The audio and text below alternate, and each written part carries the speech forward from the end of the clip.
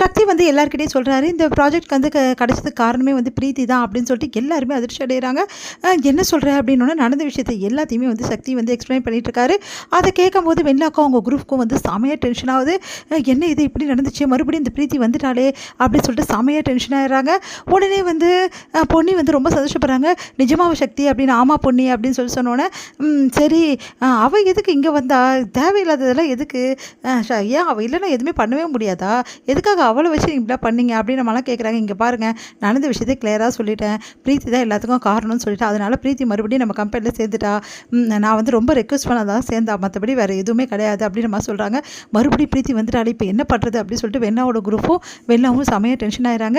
பொன்னி மட்டும் ரொம்ப சந்தோஷப்படுறாங்க. அடுத்து வந்து இங்கே வந்து சக்தி வந்து தனியாக இருக்கும்போது பொன்னி வராங்க. சக்தி எனக்கு ரொம்ப சந்தோஷமாக இருக்குது, பிரீத்தி மறுபடியும் நம்ம கம்பெனிக்கே வந்துட்டாங்க, அது போதும் அப்படின்னு சொல்லி சொன்னோன்னே, இதுக்கெல்லாம் காரணம் யார் தெரியுமா, யார் அப்படின்னோடனே, நீ தான் பொன்னி அப்படின்னோடனே, என்ன சக்தி நான் என்ன பண்ணேன், நான் ஒன்றுமே பண்ணலையே, இல்லை பிரீத்தி யாருன்னு சொல்லிட்டு எனக்கு புரிய வச்சுட்டேன், அவளோட நேர்மையை வந்து நான் வந்து கொஞ்சம் வந்து கேர்லெஸ்ஸாக இருந்துட்டேன், ஆனால் அவளோட நேர்மையை வந்து எனக்கு நீ புரிய வச்சது நீ தான், இவ்வளோ பிரச்சனையை உண்மையிலே தீர்த்ததே நீ தான் தெரியுமா, இல்லைனா நான் இதே டென்ஷனில் இருப்பேன், மறுபடியும் நான் எந்த வேலைக்கும் நான் வந்து எடுத்து செஞ்சுருக்கவே மாட்டேன், பிரீத்தி வந்து வேணால் அந்த ப்ராஜெக்ட் கிடைச்சதுக்கு காரணமாக இருக்கலாம், ஆனால் இவ்வளோ பிரச்சனையும் தீர்ந்ததுக்கு காரணமே நீ தான் பொன்னி அப்படின்னு சொல்லிட்டு கையை பிடிக்கிறாரு. பொன்னிக்கு சந்தோஷம் தாங்க முடியல. சக்தி அப்படி சொல்லி சொன்னோன்னே, ஆமாம் பொன்னி, உண்மையிலே நீ எனக்கு கிடைச்சது பெரிய விஷயந்தான், நான் இப்போ இவ்வளோ நாள் உணரல, இப்போ உணர்றேன், நீ எனக்கு கிடைச்ச பெரிய வரம் அப்படி சொல்லிட்டு சொல்கிறாங்க.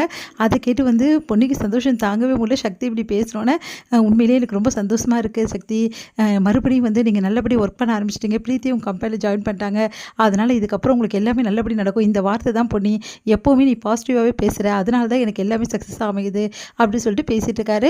அடுத்து வந்து இங்கே பொன்னி வந்து அவங்க வீட்டில் வந்து இந்த மாதிரி சக்தி கம்பெனியில் ஜாயின் பண்ண விஷயத்த சொல்கிறாங்க. அவங்களும் ரொம்ப சந்தோஷப்படுறாங்க.